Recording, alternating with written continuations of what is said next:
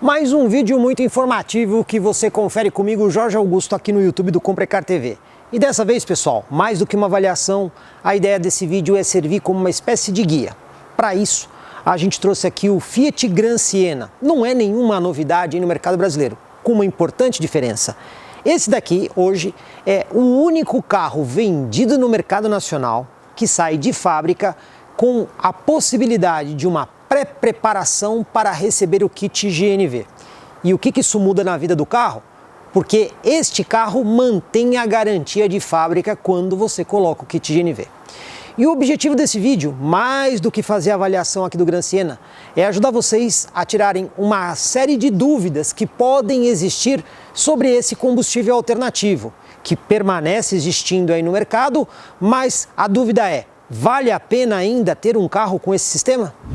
Então já vamos começar explicando como funciona essa questão de garantia. Pessoal, hoje na prática, se você colocar kit GNV em qualquer outro veículo que ainda tenha garantia de fábrica, vocês já podem ter certeza que imediatamente a garantia no que diz respeito à parte de motorização no carro fica suspensa. Por quê? Quando você coloca o kit GNV no veículo, ele precisa ter algumas modificações mecânicas justamente para o GNV não causar outros tipos de problema no carro. E no caso, o Gran Siena hoje, aqui na versão Attractive 1.4, é o único veículo que sai de fábrica com esta pré-preparação. Inclusive, você tem que pagar um pouquinho a mais para que o carro receba esse tipo de preparação para o kit GNV. Em qualquer outro veículo, colocou kit GNV, você ficou sem garantia. Então, como funciona a garantia aqui na Fiat? Pois bem, pessoal, este carro que tem o kit preparação GNV, você continua tendo 3 anos de garantia no veículo. E óbvio que você tem que fazer a instalação do kit GNV fora da concessionária. E tem que ser uma empresa devidamente certificada. E aí funciona assim: a garantia e o tempo de garantia do kit GNV é dado pela empresa que fez a instalação. Mas o mais importante, a garantia de 3 anos do carro não é comprometida. Então por que esse carro mantém a garantia? Pois bem, ele tem nessa pré-preparação mudanças no cabeçote e também no coletor do carro. Ou seja, normalmente esse carro com motor 1.4 litro tem 4 bicos injetores para o combustível líquido, seja ele gasolina ou etanol. Este cabeçote e este coletor, eles já são desenhados para receber o kit gás. Então, quando o carro ganha esse kit, ele ganha mais 4 bicos injetores, que é justamente do sistema de gás. E mais do que isso, existem as válvulas que controlam a entrada e saída de combustível do cilindro. O combustível líquido, seja ele gasolina ou etanol, eles também têm uma função, abre aspas, de lubrificante quando eles passam ali pela válvula. Já o gás não, ele tende a ressecar essa área da válvula e com o tempo isso pode dar problema. Só que aqui as válvulas recebem um tratamento diferente justamente para não sofrer com esse ressecamento que carros normais que não têm essa preparação acabam sofrendo. Então são feitas algumas modificações mecânicas para que tudo funcione bem e por muito mais tempo. Outro detalhe que é importante observar: kit gás não é tudo igual. Esse carro tem um kit gás de 5ª geração. Por quê, pessoal? Existe um kit gás para cada tecnologia de motor, só para vocês entenderem. O kit gás de 3ª geração é utilizado em carros que ainda têm carburador. A gente sabe que nenhum carro mais é fabricado com carburador, mas existem carros antigos que ainda usam carburador. Da mesma forma que o kit gás de 4ª geração também é utilizado para carros com sistema de injeção monoponto, ou seja, o motor inteiro tem apenas um bico injetor. A gente também sabe que não existem mais carros saindo assim de fábrica, porém carros antigos também podem receber kit gás. E aí nós chegamos no kit gás de 5ª geração, que é o caso desse aqui.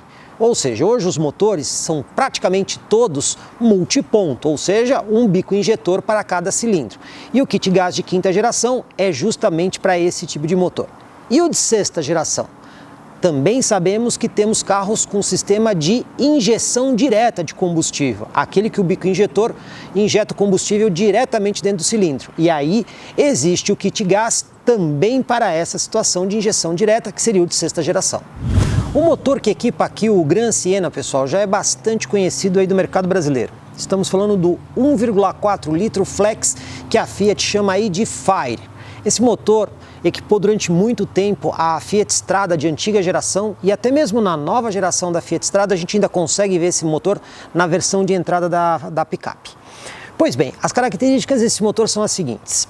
Ele é um motor de 2 válvulas por cilindro. Ele tem um comando único e você só tem variação na válvula de admissão. Não é um motor assim tão moderno. A gente consegue ver algumas coisas aí já bem passadas, como por exemplo, ele continua tendo aqui o tanquinho de gasolina de partida, para quando ele está com 100% etanol.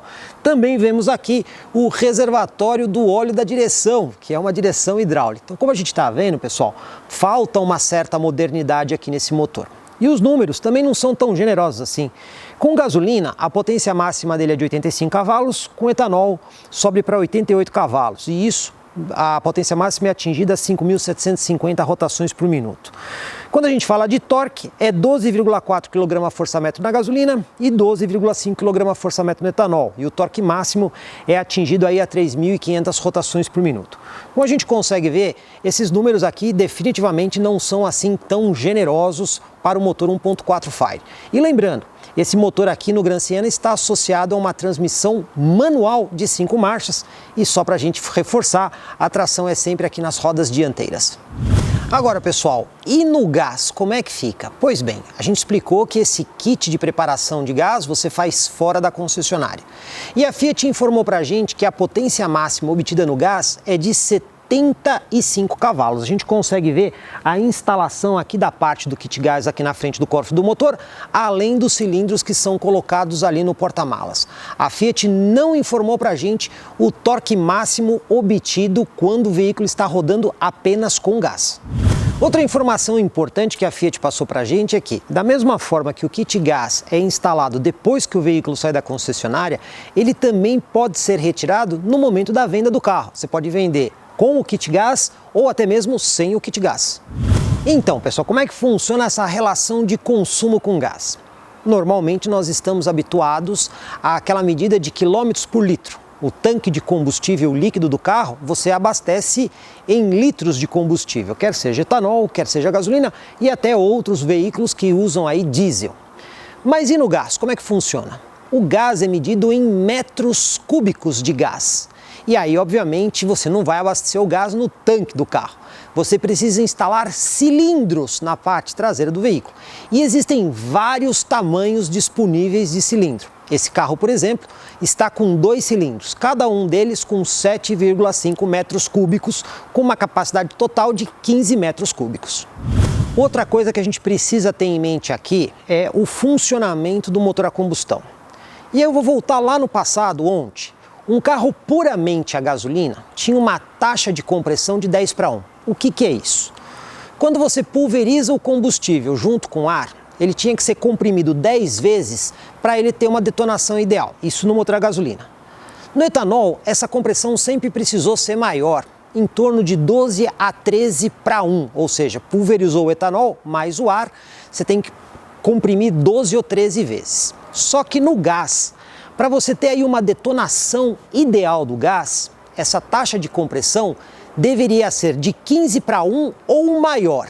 Agora olha só, um motor flex hoje, a gente sabe que tem uma taxa de compressão que é maior do que a da gasolina. Então, esse carro aqui mesmo tem uma taxa de compressão de 12,3. A gente vê que ela está mais ajustada para o etanol. E por que isso não dá problema com a gasolina? Porque com a eletrônica que a gente tem hoje nos carros, a gente consegue fazer ajustes para justamente não ter problema, justamente por conta dessa taxa de compressão ser maior. Entretanto, a gente não consegue colocar uma taxa de compressão de 15:1 para ser ideal para o gás, porque aí você teria problema com os combustíveis líquidos. E aí é que acontece esta perda de potência. Se aqui nós temos 85 cavalos com gasolina e 88 no etanol, no gás a potência máxima que a gente consegue tirar é de 75 cavalos, justamente por não ter a taxa de compressão ideal.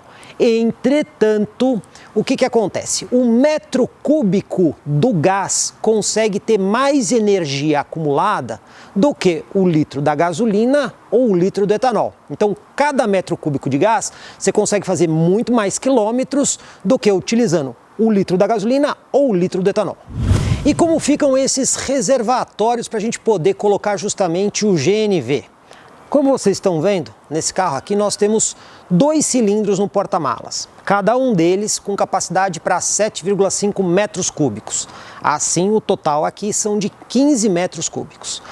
A gente não pode nunca esquecer que quando você faz a conversão a gás, você vai ter que colocar cilindro para gás em algum lugar no carro, geralmente é no porta-malas, e você vai perder espaço. O Siena originalmente tem um porta-malas bem generoso, são 520 litros. Com esses 2 cilindros aqui, a capacidade cai para 370 litros. Ainda tem muito carro que tem menos que 370 litros de porta-malas, então você tem que pensar nesse espaço. Mas e se eu quisesse ter mais cilindros a gás? Eu poderia? Sim, você pode colocar cilindros a gás de forma a ocupar totalmente o porta-malas, só que daí você vai ficar sem espaço para carga. Justamente por isso, existem diferentes tamanhos de cilindro. Aqui mesmo no Gran Siena tem o cilindro de 7,5 metros cúbicos, mas também existe no mercado cilindros de 6,5 metros cúbicos. E se eu quiser só colocar um cilindro, eu posso? Pode. A sua autonomia no gás vai ficar menor. Então tudo depende muito do gosto do cliente, se ele vai querer rodar maior autonomia no gás ou menor autonomia do gás, porque ele precisa do espaço de porta-malas. Mas isso tem que ser sempre levado em consideração no momento que você faz a conversão. Aqui você já está se perguntando, mas e aí? Qual é a autonomia do GNV? Pois bem, eu vou primeiro falar para vocês os números oficiais que a Fiat passou para a gente. São os seguintes: dentro da cidade, ela informa que esse carro faz 13 km por litro com gasolina, 9 km por litro com etanol e 14,3 km por metro cúbico de gás. Então, como vocês conseguem ver, com o gás você consegue rodar um pouco mais que na gasolina e bem mais que no etanol. E na estrada, como é que fica? Segundo a Fiat, o Gran Siena faz 17,8 km por litro com gasolina na estrada, 12,2 km por litro com etanol e 22,4 km por metro cúbico de gás.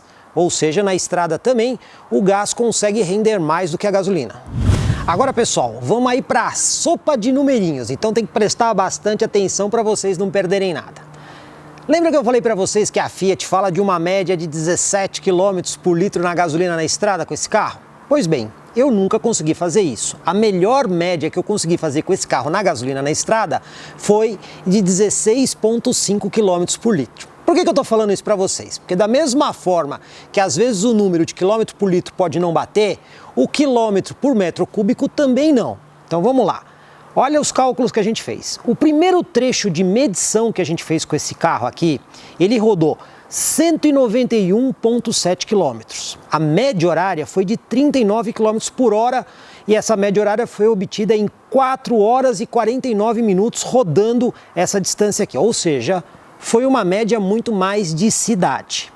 Nessa situação, o Gran Siena fez 17,17 km por metro cúbico. E nessa medição, a gente gastou por metro cúbico R$ 2,48. Então, o custo por quilômetro rodado, considerando esse preço do metro cúbico, ficou em 14 centavos, o que é bastante barato, né? No segundo trecho de medição com o Gran Siena, a gente já fez uma média de rodovia. O carro passou mais tempo rodando na rodovia. Aí olha só, ele rodou 134,2 quilômetros. A média horária foi de 57 km por hora. Você pode ver que a média horária aqui foi mais alta. A gente pegou um pouco de área urbana. E o tempo total foi de 2 horas e 20 minutos, ou seja, praticamente metade do tempo que a gente fez no primeiro trecho. E aí, o carro fez 16,24 quilômetros por metro cúbico. Você pode ver que aqui ele gastou um pouco mais, que é mais ou menos aquela história, tudo depende de como o motorista dirige. Então aqui a gente vê que a nossa média de estrada ficou bem longe daquela que a Fiat fala que esse carro faz, que é de quase 22 quilômetros por metro cúbico. Nesse caso, a gente pagou um metro cúbico de gás por R$ 2,99, foi num outro posto, numa outra cidade. Aí o custo por quilômetro rodado continuou baixo, 18 centavos por quilômetro rodado. Você vê que entre a primeira média e a segunda, o custo sempre ficou abaixo de 20 centavos por quilômetro rodado. Agora, pessoal, em todas as situações que a gente usou esse carro aqui, eu nunca consegui rodar mais que 260 quilômetros apenas no gás.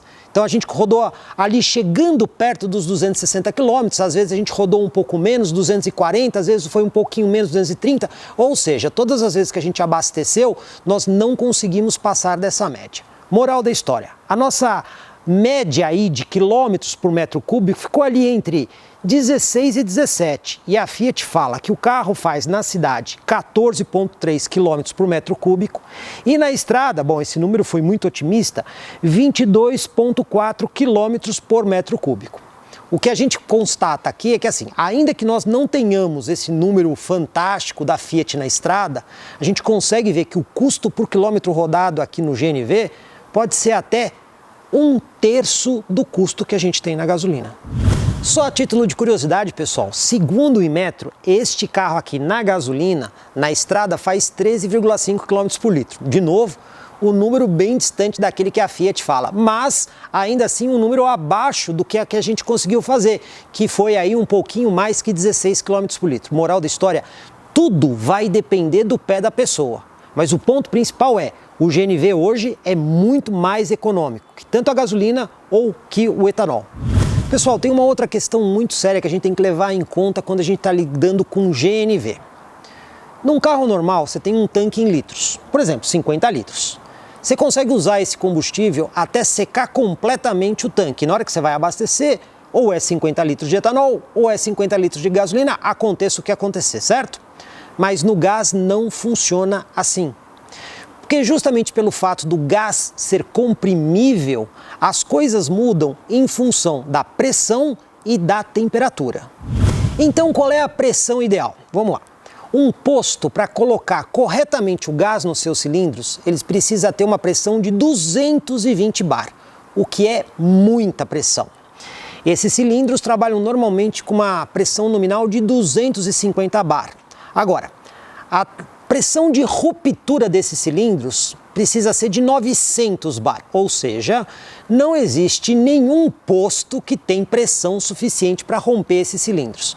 E mesmo em casos de vazamento, existem módulos ali, sistemas de válvulas de contrapressão para evitar que aconteça um acidente. De toda forma, o abastecimento correto precisa ser feito em 220 bar. Agora, como fica a capacidade de armazenamento do cilindro? Pessoal, olha só para vocês terem uma ideia. Se a gente pegar, por exemplo, um cilindro de 100 litros, quantos metros cúbicos de gás eu consigo colocar nesse cilindro? Se você estiver operando com a pressão de 220 bar, isso vai depender da temperatura. Só para vocês terem uma ideia, a 0 graus Celsius, a capacidade desse cilindro de 100 litros será de 28,13 metros cúbicos. A capacidade nominal geralmente é dada com a temperatura de 13 graus Celsius. E aí sim, nós teríamos 25 metros cúbicos. Ou seja, à medida que aumenta a temperatura, sem mudar a pressão, a capacidade vai caindo. Agora, quem que abastece o cilindro de GNV a 13 graus Celsius? Geralmente a temperatura é maior. E olha só, se você abastecer o cilindro a 30 graus Celsius, você só vai conseguir colocar 21,8 metros cúbicos se a pressão for de 220 bar. Se a pressão for menor, vai caber menos gás ainda. Moral da história. Todas as vezes que eu abasteci esse carro, e olha só, eu usei até o cilindro acabar completamente, a ponto do sistema de gás indicar ali que está totalmente vazio e como está automaticamente para o combustível líquido. E a melhor situação foi que eu coloquei 13,5 metros cúbicos, o que fica longe aí dos 15 metros cúbicos. Portanto, pessoal, a dica que eu dou para vocês são duas. No caso de carro a gás, primeiro, você tem que ficar atento se o posto está trabalhando com a pressão de 220 bar, porque se for uma pressão menor, você já não vai conseguir colocar todos os metros cúbicos de gás. E mais do que isso, procure fazer esse abastecimento ou bem à noite, quando a temperatura caiu, ou preferencialmente bem cedinho, quando a temperatura ainda não elevou. Porque quanto maior a temperatura e menor a pressão do posto, menos gás você vai conseguir colocar dentro do cilindro. E aí você tem que ficar atento a isso, porque isso vai interferir diretamente na autonomia do carro. Agora vamos aqui aos mitos e verdades a respeito do carro a gás. E um deles é a questão da troca do óleo. Por quê? No motor a combustão convencional, quando você está usando combustível líquido, o óleo também é utilizado ali na parede do cilindro, onde acontece inclusive a detonação e a explosão. E quando você injeta o combustível líquido ali, ele acaba contaminando um pouco desse óleo. É justamente por isso que o óleo vai escurecendo e até mesmo perdendo a capacidade de lubrificação. Isso com o combustível líquido. Só que quando você usa gás, esse gás contamina muito menos o óleo. E aí o óleo não vai escurecendo na mesma velocidade que o combustível líquido. E muita gente acha que por utilizar mais tempo o gás e o óleo não escurecer, eu posso aumentar o período de troca do óleo. Eu conversei com a engenharia da Fiat sobre isso e eles disseram que isso não deve ser feito. Porque o fato do óleo não ter escurecido como quando você usa o combustível líquido, não quer dizer que o óleo não perdeu a sua capacidade de lubrificação, porque o óleo também esquenta. E aí o que acontece? Você deve trocar o óleo do carro a gás, mesmo que o óleo não tenha escurecido no mesmo período que você faz a troca, seja com gasolina ou com etanol. Outra dúvida que o pessoal costuma ter. O pessoal pergunta, eu posso usar 100% do tempo o veículo só com GNV? Então, aqui são duas respostas. Neste carro aqui, você nem vai conseguir fazer isso. Por quê? Justamente para o motor durar um pouco mais de tempo, o kit gás que está nesse carro, quando você dá a partida e o motor está frio, ele fica funcionando ali uns 4, 5 ou 8 minutos, depende da temperatura, com o combustível líquido. Mesmo que você queira passar para o gás, ele não passa. Até que o motor esquente completamente, aí sim você vai conseguir passar para o gás e utilizar o gás. E por que isso é feito? Como eu disse lá no começo do vídeo, pessoal, o gás tende a ressecar mais o cabeçote. E dar a partida com o motor frio utilizando o gás é péssimo para o conjunto mecânico do carro. É preferível sempre, e mesmo nos carros que o kit a gás permite que você já saia usando o gás, não é bom fazer isso. É sempre bom esquentar o carro usando o combustível líquido, para que a lubrificação em todo o sistema aconteça de forma mais eficiente. E então você passa para o gás. Agora, outra dica. Eu posso desligar simplesmente o motor no gás? Pode, mas também não deve.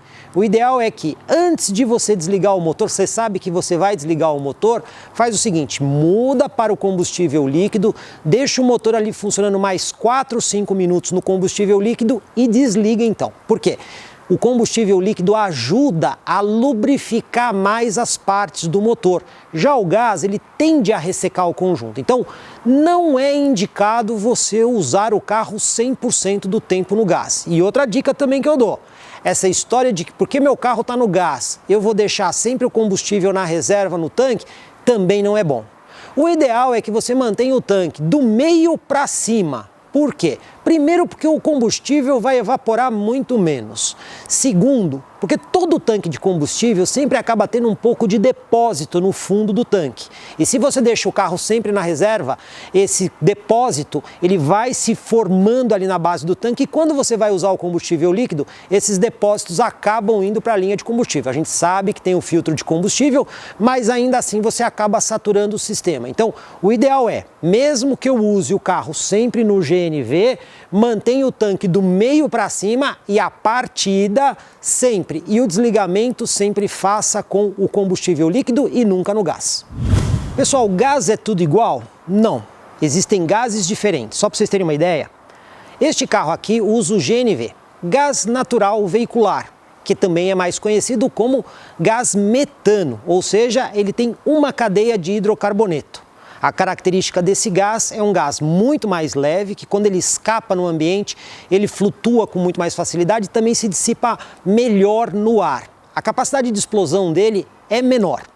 Agora, existe um outro gás, que é aquele que a gente tem no botijão, que a gente geralmente usa em fogão. Aquele gás ali, geralmente é butano ou propano. No caso do butano, são 4 hidrocarbonetos. Então ele é um gás mais pesado e ele também é um gás com maior capacidade calorífica. E outro detalhe também, pessoal, esse gás ele não é GNV, ele é GLP. É um gás obtido a partir do petróleo, por isso que ele se chama gás liquefeito de petróleo. Você não deve usar o GLP num carro GNV, porque as características aí de queima são diferentes. E outro detalhe, esse gás de cozinha, pessoal, ele usa sistemas de botijão diferente, que não são os botijões com as pressões que o carro GNV tem, de 220 bar. Então a gente vê muito acidente, às vezes, com pessoas que pegam botijões de gás de cozinha e colocam no carro. Isso é extremamente perigoso, porque o GNV é uma coisa e o GLP é outra coisa.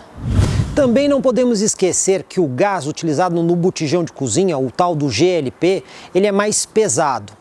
E isso faz com que, caso vaze o gás de cozinha, ele fique acumulado no ambiente, ele não se dissipa tão bem no ar. O risco de explosão é muito alto. Enquanto o GNV, se ocorrer vazamento, ele se dissipa mais no ar. E esse é um dos motivos pelo qual a gente usa GNV no automóvel, a questão da segurança. Tem uma outra questão aí que até gerou confusão pra gente. Esse carro tem um computador de bordo que mede em quilômetros por litro.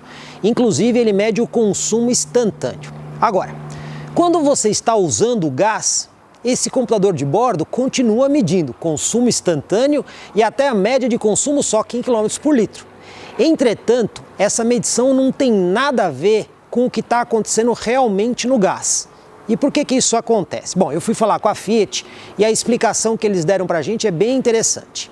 Aqui, pessoal, nós temos 2 módulos de controle e 8 bicos, 4 para o sistema de combustível líquido e 4 para o sistema de gás. Quando você passa para o gás, ele para de injetar combustível líquido. Entretanto, os bicos injetores líquidos continuam recebendo sinal, pensando que o motor está funcionando com os bicos de injeção líquidas, ou seja, tem ali um tempo de abertura dos bicos.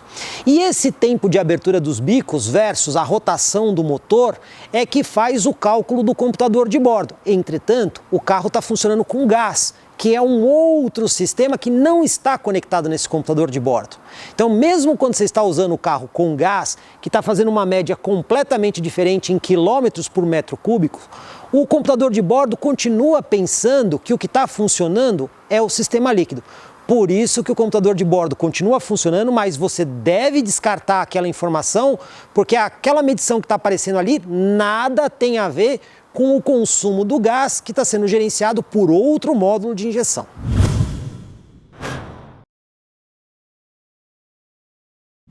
Outra dúvida, quanto que eu tenho que rodar para compensar a instalação do kit gás? A gente pesquisou aí no mercado e o kit gás desse carro aqui tem um custo em torno de R$5.000. Pessoal, a gente fez a conta com a gasolina, considerando o preço do litro da gasolina, R$5. E considerando o preço do metro cúbico de gás em R$2,50, que foi um dos postos que a gente conseguiu abastecer. Nesse caso, a gente tem uma proporção ali de 1/3. Ou seja, na gasolina o custo por quilômetro rodado vai girar em torno de 45 centavos e o custo do gás por quilômetro rodado vai girar em torno de 15 centavos. Fazendo esta conta, pessoal, se você rodar 20.000 quilômetros no gás, você pagou totalmente o custo do kit gás em relação à gasolina. O que vier a partir disso passa a ser lucro. Então, moral da história, você tem que rodar uma certa quantidade. A gente sabe que o brasileiro roda, em média, 10.000 por ano. É justamente por isso que a gente acaba vendo o kit gás sempre naqueles veículos que rodam bastante. Mas sim, nesse momento e considerando esses preços, o kit gás é bastante vantajoso. Antes da gente dirigir aqui o Gran Siena, falar um pouquinho de como é que são os equipamentos. A chave, como vocês estão vendo, modelo meio antiguinho, né? Nem canivete, nem telecomando ele tem. Bom, ajustes. Cinto de segurança tem aqui ajuste de altura. O banco também tem ajuste de altura e olha, milimétrico. E fica aqui na parte central. E os outros ajustes manuais. O volante aqui, pelo menos nós temos aqui o ajuste de altura. Bom, tudo isso permite que a gente encontre uma posição confortável para dirigir. Na porta, comando dos vidros, inclusive simples toque para abertura e fechamento dos 4 vidros. Temos também aqui o controle dos espelhos, aqui nessa parte aqui junto da coluna A, não é a mais ideal, mas tá aí o ajuste dos espelhos. Aqui lado esquerdo nós temos os botões para você configurar algumas coisas do veículo. Então você consegue ver aqui vários ajustes que você consegue fazer do carro diretamente aqui. Mas você também tem computador de bordo nesse carro, então aqui na haste do limpador de para-brisa, você apertando, você consegue ver as funções aqui do computador de bordo no painel, e você pode configurar o computador de bordo A e B. O volante é multifuncional, então a gente tem aqui botões para interagir com o rádio. A parte boa é que esse rádio tem também entrada USB, conexão Bluetooth e entrada P2.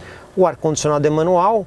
E eu vou destacar uma coisa que eu acho legal nesse carro, é uma coisa bem pensada, né? Você tem as saídas de ar tradicionais e tem esta saída de ar aqui na parte superior, o que é legal, né? Porque às vezes você consegue direcionar o ar para quem está no banco traseiro por essas saídas superiores. Então isso ajuda bastante aqui na climatização interna. Evidentemente que o Gran Siena não tem um desenho super moderno, mas ele tem o básico, né? Tem ali 2 porta-latas ali na frente também. Temos aqui iluminação, que é uma lâmpada só para iluminar o carro inteiro. E o para-sol aqui tem um espelho com tampa. Não tem iluminação, mas tem pelo menos o espelho. O que a gente pode dizer aqui?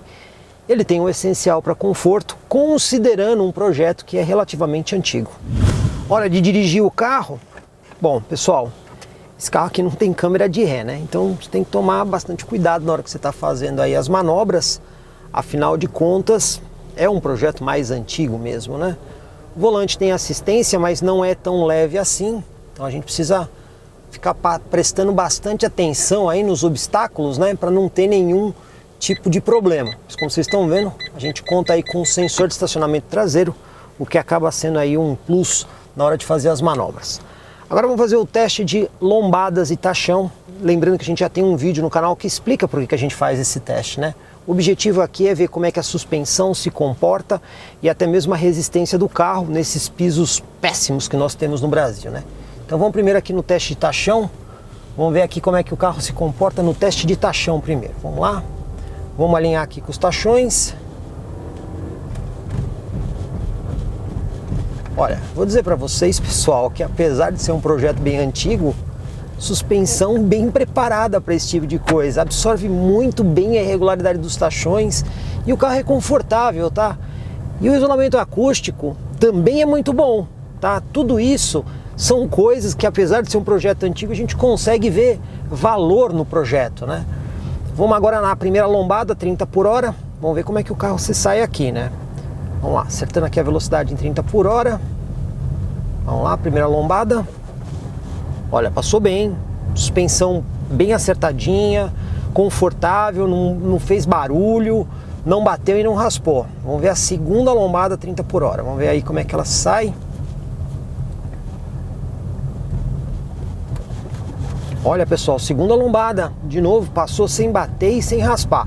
O que a gente está vendo é que é um carro bem desenhado aí para essas situações de Brasil, né? Vamos agora ver aqui o piso desnivelado. E a terceira lombada, 30 por hora. Vai bem no piso desnivelado, absorve bem. Terceira lombada, 30. Aqui, pessoal, eu vou dizer para vocês, não chegou a bater, mas deu uma raspadinha lá na frente. Nada assim muito sério. A gente sentiu que raspou um pouquinho. Vamos ver a quarta e última lombada. Olha, a quarta e última não bateu e nem raspou. Moral da história. Temos uma suspensão bem preparada para situações aí de Brasil e com uma suspensão bastante macia e confortável. Bom, pessoal, vamos fazer agora aqui a manobra de fim de rua, lembrando que a gente está usando um outro espaço, porque o que a gente usava sempre está aí acontecendo uma obra, então nós não vamos conseguir usar ele. Aqui o espaço é um pouco menor, mas dá para a gente ter uma ideia aí da capacidade de manobra do veículo. Vamos executar aqui a manobra e vamos até encostar a roda na guia. Ó, encostou e eu vou dizer para vocês aqui que o carro praticamente virou os 90 graus. Então agora eu vou afastar um pouquinho aqui o carro para poder desvirar o volante sem ter perigo. Vamos desvirar o volante e vamos concluir aqui a manobra. Lembrando que a gente só tem sensor de estacionamento atrás, tá? Então vamos até encostar aqui a roda na guia, já que o espaço é um pouco menor. E olha, pessoal, praticamente o carro concluiu a manobra aqui nesses dois movimentos, o que mostra que, apesar de ser aí um sedã compacto, um carro um pouquinho maior do que os compactos, né? Ele tem uma capacidade de manobra muito boa, então você não vai ter muito problema aí para fazer manobras no dia a dia. Só lembrando que a direção não é tão leve assim quanto outros sistemas, mas é leve o suficiente para não ser uma direção sem assistência. Então o que eu posso dizer? É um carro bem acertado para o Brasil. Mesmo sendo um projeto antigo, a gente consegue ver que tem uma suspensão bem resolvida, tem os equipamentos essenciais de conforto e é bastante prático na hora da manobra. Hora da gente pegar a estrada aqui com o Gran Siena, pessoal, só lembrando, tá? O carro não possui luz de rodagem diurna.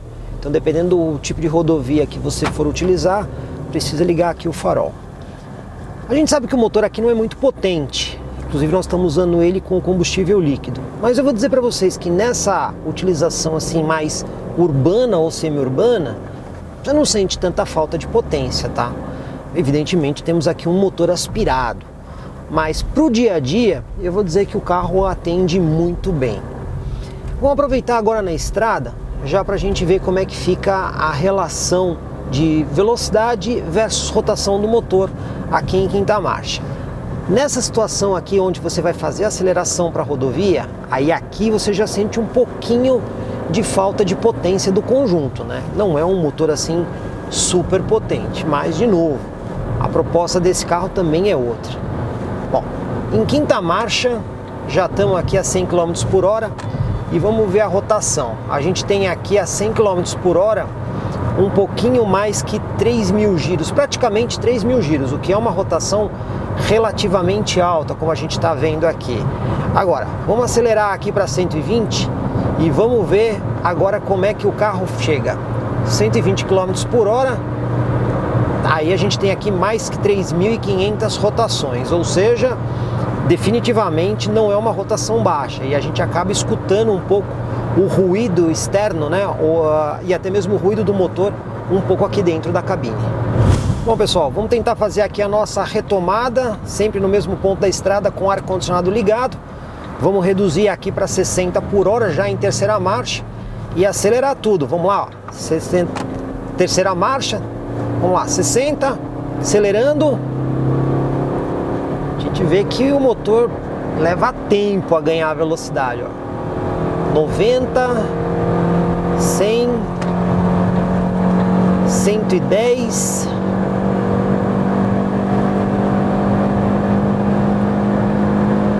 E conseguimos chegar a 120 em própria terceira marcha.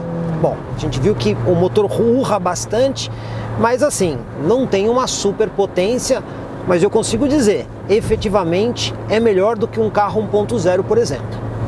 Vamos fazer o nosso teste aqui de aceleração de 0 a 100, vamos ver se o carro consegue. Primeiro eu vou fazer aqui no combustível líquido, lembrando que a gente está usando aqui etanol no tanque, depois vamos fazer no GNV. Então vamos lá, primeira marcha e vamos acelerar um pouquinho aqui antes de sair, vamos lá, acelerando e vamos lá. Cantou um pouquinho de pneu. 70 por hora. Não sei se vai dar aqui o 100 por hora não, hein? E pessoal, não conseguiu chegar a 100 por hora aqui antes do final da pista. A gente vê que não tem muito desempenho o conjunto, mas a gente chegou ali perto dos 90. Vamos refazer agora com o GNV. Bom pessoal, agora vamos repetir a aceleração. A diferença é que eu vou passar agora o combustível para o GNV. A gente consegue ver ali que o comutador ele pisca um pouquinho e quando acende a luz ali embaixo significa que você está apenas no GNV. Inclusive o barulho do motor muda um pouquinho, ele fica um pouquinho mais barulhento. Mesma coisa, estamos com o ar-condicionado ligado, vou acelerar um pouquinho aqui na arrancada e vamos ver o que acontece. Vamos lá? Ó, já digo para você que o carro cantou menos pneu aqui na arrancada. Mas vamos lá, pisando tudo.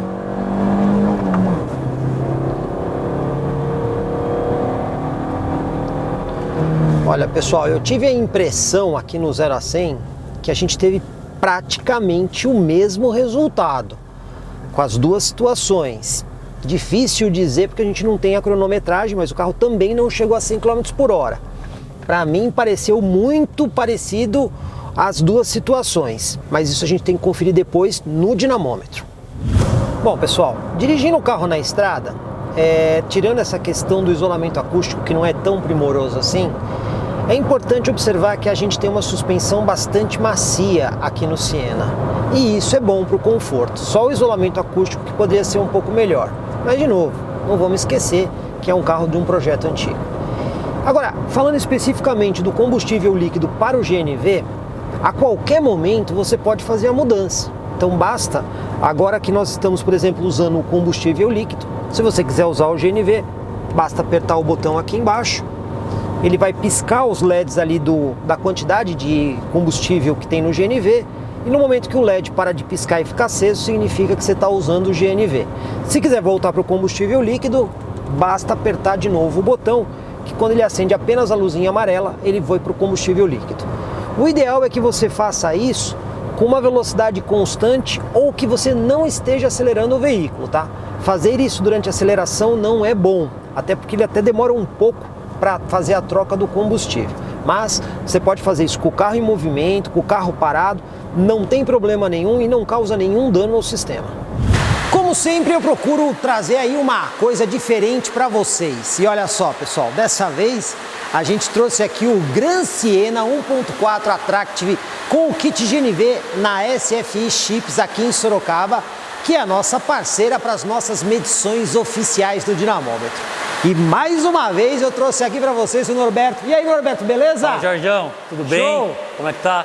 O Norberto, pessoal, foi a pessoa que ajudou a gente em vídeos muito legais aí do nosso canal. Quando a gente fez o comparativo do Camaro versus o Mustang, foi aqui nesse dinamômetro que a gente mediu. Também quando a gente testou a C63S AMG da Mercedes-Benz, também foi aqui.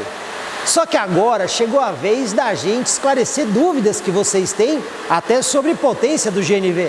Para isso eu acionei mais uma vez o Norberto, que vai ajudar a gente a entender como é que funciona esse negócio de potência. Mas primeiro, Norberto, é comum você ter um carro assim aqui nas suas medições? Não, carro a GNV é a primeira vez que eu faço aferição aqui no dinamômetro.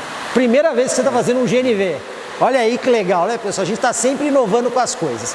Bom, Norberto, o que você espera dessa medição aqui? Porque a ideia aqui é realmente a gente mostrar para o pessoal. O pessoal fala que o GNV normalmente perde potência em relação à gasolina. E a gente tem até os dados oficiais. O que você está esperando ver aqui? Bom, esse carro, por exemplo, ele é um carro preparado já. Então, é diferente de uma instalação, de uma preparação que faz aí instaladoras. Então ele já é preparado, cabeçotes, né, como nós estávamos conversando agora há pouco. Então, tendo um combustível, uma gasolina, combustível líquido de boa qualidade, é sim para ele vir mais potente na gasolina do que no GNV. O processo de medição é exatamente o mesmo dos carros poderosos. Não muda nada. Por ser um carro com aspiração natural, no caso que é o caso desse carro aqui, o dinamômetro ele usa uma correção atmosférica.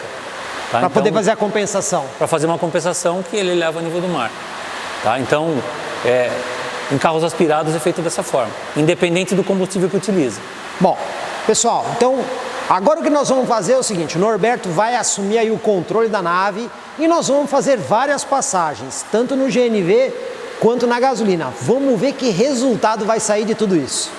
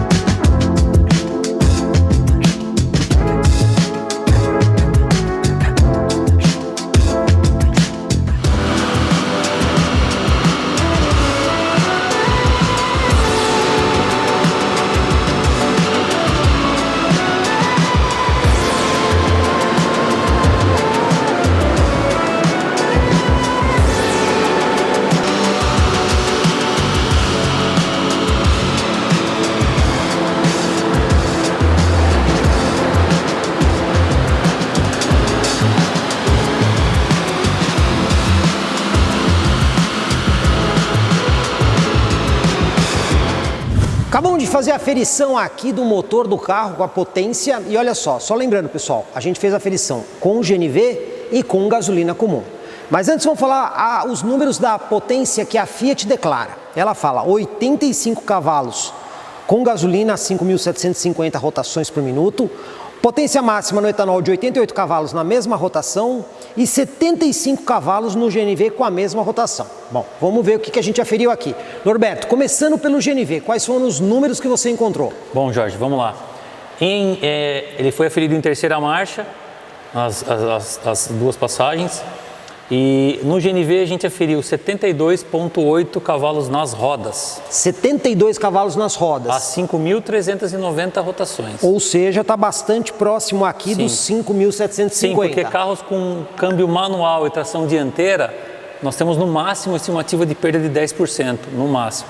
Então, se a gente colocar aqui 10%, vai chegar muito próximo aí dos seus 75 cavalos. Vai dar coisa de 77, 78, muito próximo do que a Fiat, em condições ideais, fazendo aferição no motor, consegue identificar. Então, no GNV tá tudo certo, né? Ok, tá bem legal. Agora, pessoal, como a gente sempre tem uma surpresa, né? Essas coisas acabam acontecendo. E na gasolina, o que aconteceu, Norberto? A mesma coisa, fizemos também várias passagens e aqui a gente sempre mostra a melhor passagem. Na gasolina ele aferiu 71,9. Está dando uma diferença de 0,9 WHP.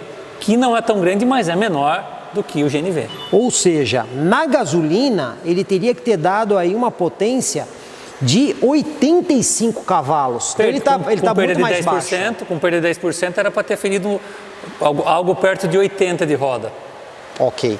Bom, não está certo, né, pessoal? A gente sabe que o carro normalmente tem mais potência no combustível líquido do que no GNV. Norberto, quais são as causas para isso aqui? O que pode ter acontecido? É bem provável que a gasolina que foi abastecida nesse carro, ela possa estar com alguma adulteração ou alguma característica fora da regular, né? Porque a gente consegue perceber aqui, o gráfico vermelho é o gráfico da gasolina e o mais claro azul é o do GNV. Então dá para perceber as variações aqui, porque o rolo do dinamômetro ele percebe a aceleração. Se tem alguma falha, alguma coisa que o motor transfere, ele consegue perceber. E aqui dá para ver bastante alteração. Bom, pessoal, como vocês estão vendo, não deu aquilo que a gente esperava. Óbvio que a gente não vai ficar só com esse resultado. O que eu vou fazer é, vou entrar em contato com a Fiat para a gente entender quais são as opções ou soluções, até para a gente ter certeza que não tem nada de errado nesse motor, para entender o que está acontecendo com o carro, porque a potência no GNV está certa, mas na gasolina está errada. Então a gente vai ver a informação e a gente vai voltar para vocês com tudo isso certinho. Olha aí, pessoal, mais uma vez voltamos aqui na SF Chips em Sorocaba, nossa parceira de medição, para tirar a limpo a primeira medição que a gente fez no Gran Siena. Que nessa primeira oportunidade a gente mediu o carro no GNV, a informação estava certa, com o número informado pela Fiat. Entretanto, quando a gente mediu na gasolina, estava errado, porque a potência era praticamente a mesma do GNV. Falamos com a Fiat e a Fiat levantou várias suspeitas. O que a gente fez? Acabou com a gasolina que estava no tanque, enchemos com etanol e voltamos aqui hoje. Então, pessoal, mais uma vez eu vou contar aí com a super consultoria do meu amigo Norberto. Tudo bom, Norberto? Tudo bom, Jorge? Tudo bem? Norberto, profissional gabaritado, já ajudou a gente várias vezes e agora vai explicar pra gente o que aconteceu. Bom, Norberto, medindo o carro aqui no etanol, o que nós tivemos? Bom, hoje a aferição foi feita com etanol. Nós obtivemos na melhor passagem 80,3 cavalos nas rodas, que descontadas as perdas de transmissão, sistema de rodagem, chegam nos 88 cavalos aí de motor que a Fiat indica nos manuais. Ou seja, a medição com etanol a gente conseguiu ver que está dentro ali do número correto da Fiat. Exato. Perfeito. E no GNV, o que a gente conseguiu? Bom, no GNV a mesma coisa, tiradas as perdas, ele aferiu nas rodas 72,8 cavalos, que chegam muito próximo dos 75, 76 cavalos, né, que a Fiat fala. Na verdade a Fiat fala 75, mas a gente tem aí uma tolerância até de um pouquinho a mais. Você estava explicando para mim que esse projeto está muito bem resolvido em matéria de GNV. Inclusive, o que seria isso? Esse carro ele foi projetado, não é como os carros antigamente que eram adaptados para o GNV. O sistema de cabeçote desse carro, principalmente, ele é projetado para a aerodinâmica dos gases, enfim. A gente vai para a parte... Fica mais preciso, para assim dizer. Fica mais preciso, o carro queima o combustível com melhor eficiência. Bom, como vocês estão vendo, pessoal, foi medido. Então, eu vou perguntar para o Norberto, e o que aconteceu então na nossa primeira medição, Norberto? A primeira medição foi a gasolina, né, o combustível líquido aí, a gasolina, que aferiu 71,9 cavalos nas rodas, bem abaixo do que a fabricante fala. O que pode ter acontecido? Tomadas as devidas... descontando as devidas perdas aqui, não chega nem perto do que a fábrica fala. Que seriam 85 cavalos. Exatamente. Aí chega no máximo a 78, 77. Seria uma gasolina de má qualidade? É muito provável, né, que isso no Brasil, infelizmente, é mais comum do que a gente gostaria. Pessoal, e olha só, essa gasolina que a gente aferiu na primeira passagem foi justamente a gasolina que a gente recebeu o carro da concessionária em São Paulo. Como vocês estão vendo, combustível de má qualidade é um problema recorrente aqui, que você pega isso sempre, Norberto? Sim, bastante. Os carros vêm aqui para fazer aferição e como nós fazemos muitas aferições, muitos carros, nós conseguimos detectar, além da aferição aqui, com determinados aparelhos que a gente passa no carro e consegue detectar que ele está, entre aspas, se protegendo, se defendendo desse combustível para que o motor não sofra com esse combustível de má qualidade. E aí essa perda de potência é evidente? É evidente. Bom, pessoal, por isso é que a gente usa um profissional como o Norberto, que olha só, vamos ver o gabarito dele, quantos carros já preparados? Somos na casa de 600 veículos já preparados aqui. 600 veículos, só a gente aqui já gravou uns 4 ou 5 vídeos, inclusive um épico aí, Camaro versus Mustang. Foi legal. Mais acessado do Brasil, Norberto, e um dos mais acessados do mundo com 800 mil visualizações, tá aí no nosso canal. Só o Jorge e a Comprecar conseguem esses números. Então, tá vendo, pessoal? Se tem dúvida, é só ver no nosso canal, Norberto participou desse vídeo. Então, pessoal, se você tem dúvida sobre essas coisas e até quer fazer uma preparação um pouquinho diferente aí no seu carro, a dica que eu dou é procurar a SF Chips em Sorocaba, porque o Norberto sabe o que realmente está fazendo. Norberto, eu agradeço a sua gentileza, mas vamos relembrar o pessoal aí, aonde a SF Chips fica. Bom, nós ficamos em Sorocaba, na rua Noruega 190, no Jardim Europa. Os nossos telefones de contato, o código de área é 15 3418 8005 e 15 99201 1762. Bom, pessoal, tá aí dados os contatos do Norberto e agora vamos terminar de ver essa matéria do Gran Siena, que ainda tem muita coisa legal pra gente contar pra vocês. E aí, pessoal? Chegamos aqui no final do vídeo, mas a gente precisa saber, vale a pena comprar o Gran Siena com o kit GNV? Vamos ver os preços? Maio de 2022, preço público sugerido desse carro, R$ 64.600. Entretanto, tem algumas coisas a mais aqui, porque este carro está com um pacote que é o Pack Driver, que acrescenta alguns equipamentos. São eles, vidros elétricos traseiros, os espelhos elétricos com a função tilt-down, o banco do motorista com ajuste de altura e o sensor de estacionamento traseiro. Aí são mais R$ 1.700.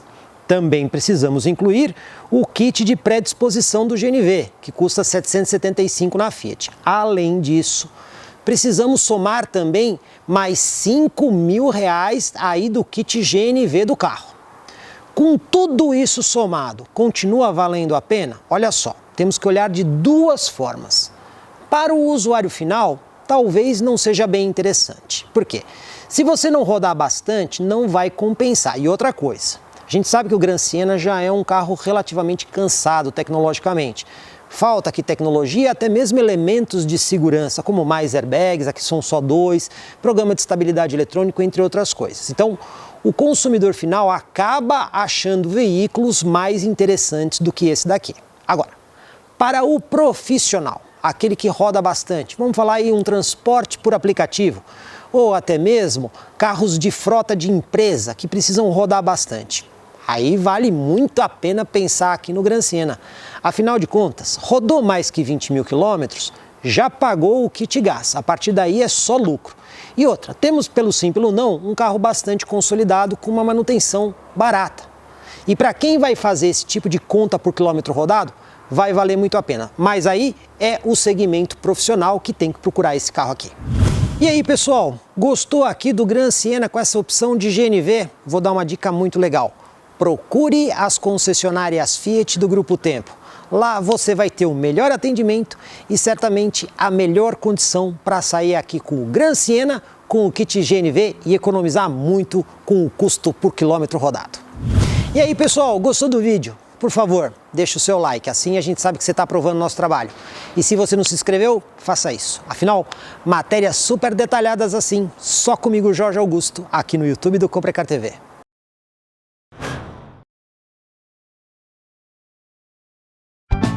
Comprecar é ideal para quem quer vender. Comprecar é ideal para quem quer comprar. Se precisou vender ou comprar, acesse hoje mesmo Comprecar. Acesse comprecar.com.br. Comprecar.